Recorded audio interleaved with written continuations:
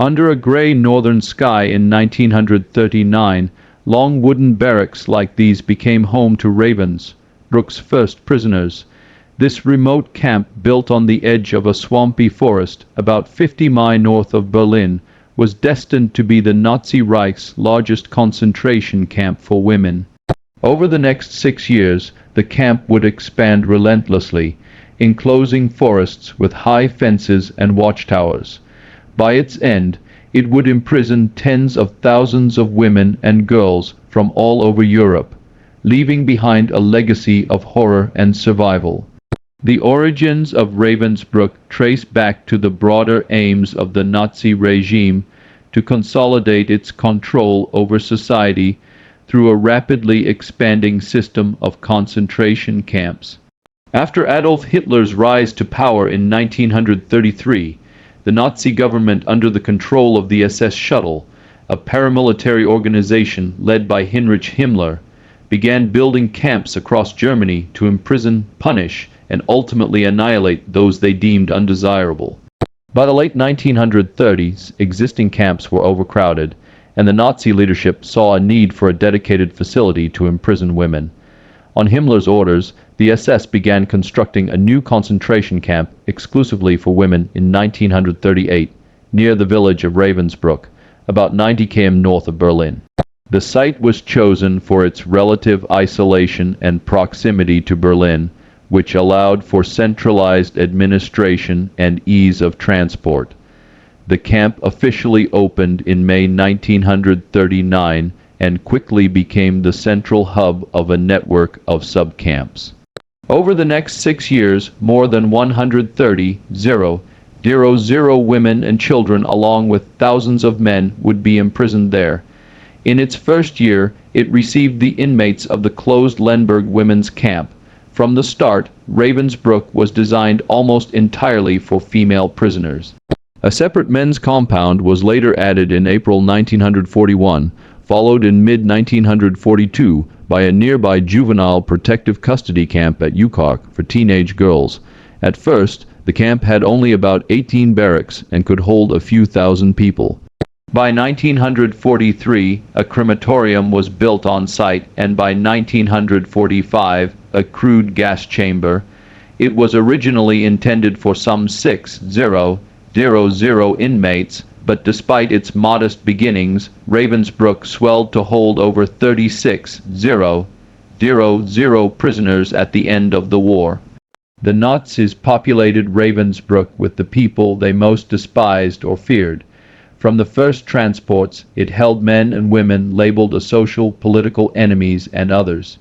SS records list the types of inmates, political prisoners, as socials, a Nazi term that included many Roma Jews, Jehovah's Witnesses, and others classified as criminals, work-shy, or race defilers.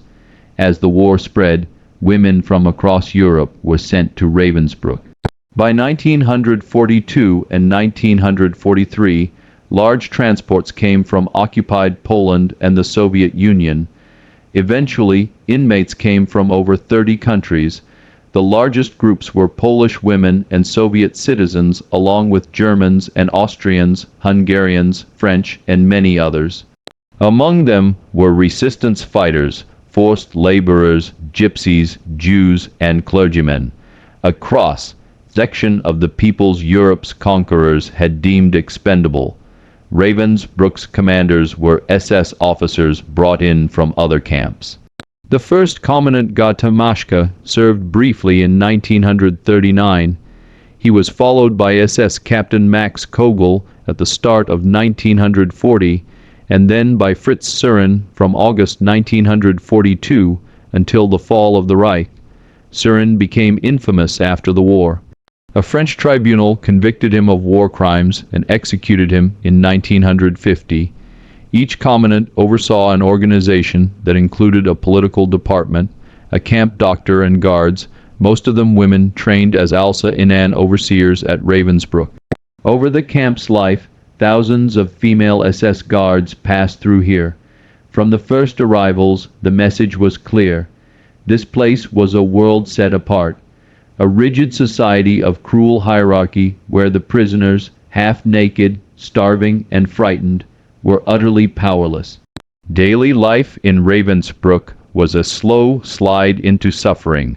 Prisoners rose at dawn for brutal roll calls in the gravel yard, standing hours to count each body. Winter snow crunched underfoot. Summer dust filled the air. Food was meager, a watery soup and a thin slice of black bread, leaving every woman gaunt. Many simply wasted away from hunger. Disease and lice were rampant in the overcrowded barracks, spreading fever and death. After a while, we never accepted lifts and didn't dare go near any villages, recalled one survivor. Even outside the wire, fear and weakness kept the prisoners captive. Dr.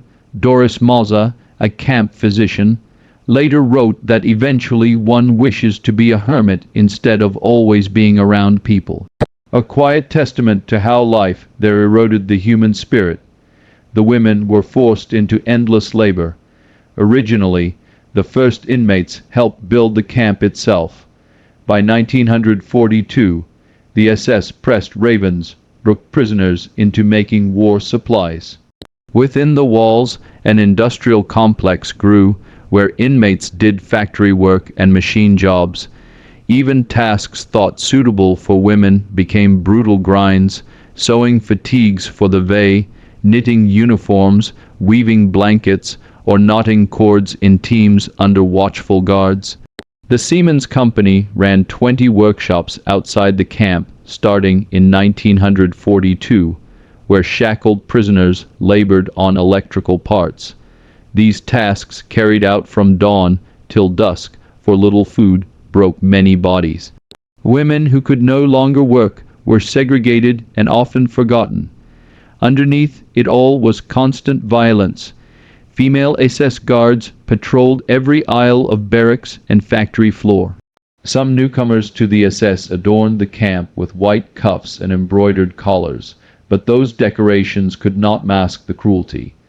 The brutality had a perverse normality.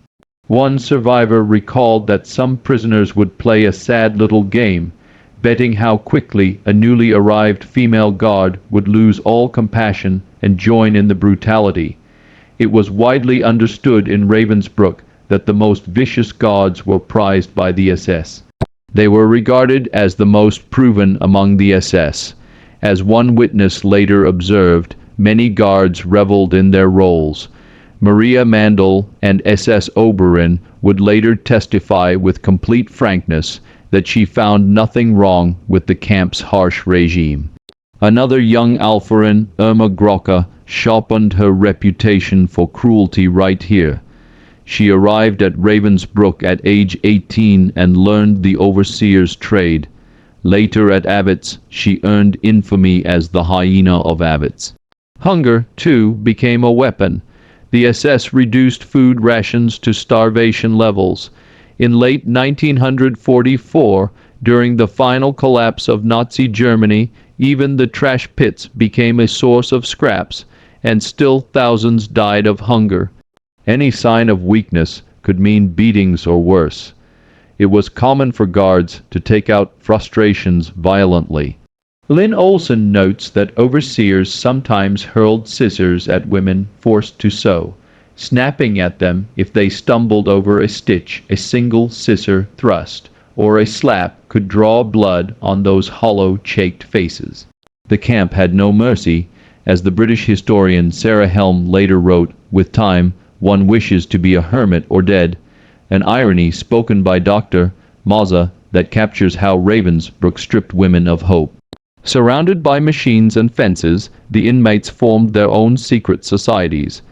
Prisoners came from myriad backgrounds, but here they discovered shared humanity. They would cook hiding spots for stolen potatoes, snatch moments to sing forbidden songs, and share a comforting cup of lukewarm soup by the barracks' dim light. Memoirs describe small acts of kindness.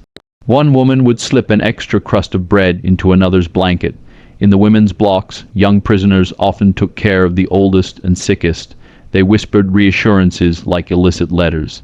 In this commune of suffering, as one survivor put it, friendships and sisterhood became a lifeline. The anthropologist Germain Tillion, who would survive Ravensbrück and later documented, spoke movingly of the remarkable camaraderie that formed among the prisoners. In the face of systematic cruelty, this solidarity was an act of quiet rebellion. Ravensbrück was at its heart a killing machine. Even before the war's end, the SS used it to carry out mass murder and atrocity. Deep within the camp's bureaucracy was a grim ledger of lives extinguished. In 1941, the Nazis began sending their first expendables from Ravensbrück to the gas chambers of Action T4. Jewish inmates deemed unfit for labor were transported to killing centers. One such transfer was to the Bernburg euthanasia site, where hundreds were gassed in the chapel's oven. In parallel came Action 14 of 13. Sick or disabled prisoners of Ravensbrück were secretly marked and murdered in the name of euthanasia. Tens of thousands passed through the camp's gates, but as a memorial historian notes, tens of thousands of them were murdered, died of hunger and disease, or were killed in medical experiments. In other words, roughly half of the women who came here never made it to liberation. Even within the camp walls, death was commonplace. Starting around 1941-42, executions by firing squad became routine. The tall concrete wall behind the camp's barracks was the site of innumerable shootings. Prisoners would be lined up with wooden blocks under their chins, never to rise again. Those who fell at rifle fire ended up in mass graves outside the camp. Medical experiments were another lethal weapon. In the hospital block, SS doctors performed unspeakable torture under the guise of research. Karl Gott, Himmler's personal surgeon, arrived at Ravensbrück to conduct experiments on wounded legs. He would deliberately break or cut prisoners' bones, infect the wounds with bacteria, tetanus, gangrene, gas gangrene, and filth, then try various sulfur drugs to prove them useless. Women who had their legs shattered often had faded bandages and dirty instruments pressed into their flesh. Many bled to death on the table. Those who survived lived with lifetimes of pain and disability. Gart even tried amputating and transplanting limbs between slave laborers and wounded German soldiers, a grotesque reverse mercy. His chief assistant, Dr. Hera Oberheiser, was later convicted at Nuremberg for her role in these human vivisections. In 1943 and 1944, the injections changed, but not the victim. Chemical poisons were given under the guise of vitamin shots, and pregnant prisoners were subjected to sterilizing experiments. All in all, as many as 40 inmates died at Ravensbrück through starvation, disease, torture, shooting, lethal injection, and gassing. In late 1944, as the Red Army approached, the killing accelerated. The SS set up a provisional gas chamber in a wooden shed next to the crematorium. Between January and April 1945, nearly 5,000 to 6,000 women and about 100 of the camp's men were murdered there. They inhaled Cyclone B through makeshift vents and were cremated in Fenberg's ovens. Even in its final horrific acts, Ravensbrück had routine. New arrivals, often Polish women from Auschwitz and other camps, were exhausted and half naked. A survivor's drawing titled Arrival shows hundreds of huddled figures entering through the main gate. Hours later, another drawing 2 hours later depicts many collapsed on the ground, too weak to stand. The fate of these new prisoners depended on arbitrary selection. Those who looked healthy enough were sent to work. The rest, the old, the very young, the ill, were marched off to the showers and never returned. By the end, the selection was nearly continuous. A Kripo van would claim a dozen old women from the infirmary each day for summary execution. In the last desperate months, Officials kept lists of the chronically ill just so they could mark them for death. When Søren ordered evacuation, he left 2,000 very sick women behind who were unable to march. The Red Army found their bodies piled in the camp hospital as evidence. Amid this daily nightmare, small sparks of humanity and resistance glowed. The women of Ravensbrück never surrendered their will to resist. Clandestine networks formed across barracks and nationalities in French, Polish, or German tongues. Inmates passed messages on scraps of paper. They sabotaged the war effort whenever they could, sewing errors into uniforms, mixing broken tools on assembly lines, hiding metal pieces in latrines. One group secretly stitched together a tiny opera complete with music and lyrics to sing in whispers during brief moments of leisure. Another group conservatively kept a few jars of jam saved over years, trading a spoonful in secret for a warm smile. Some inmates showed remarkable courage. Many of the camp's 130,000 female prisoners were themselves resistors. Those women had fought Hitler's armies with guns or sabotage back home, and even here they refused to break. French women organized clandestine cells under the noses of the SS. A remarkable case was Geneviève de Gaulle Antonio's, the 19-year-old niece of Charles de Gaulle. De Gaulle Antonio had worked in the French resistance and was captured in 1943. At Ravensbrück, she told fellow prisoners about her uncle's promise of victory. She secretly circulated news of Allied advances and whispered hope from barrack to barrack. Her presence was a rallying point. In the words of a historian, she was incredibly important in keeping up the spirits of the French women there. Even in the camp's hell, telling those words kept alive the idea that the world outside was fighting on.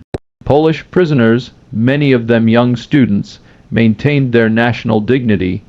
When Nazis arrived with Polish women who had been captured in Warsaw after the 1944 uprising, the camp's Poles befriended them and smuggled them extra food, fearing the worst. Some of the Warsaw women had been secretly photographed at Ravensbrück. Those images, discovered after liberation, remain some of the few photographic records of daily life in the camp.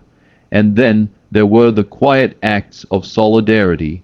Older women teaching the very young how to survive.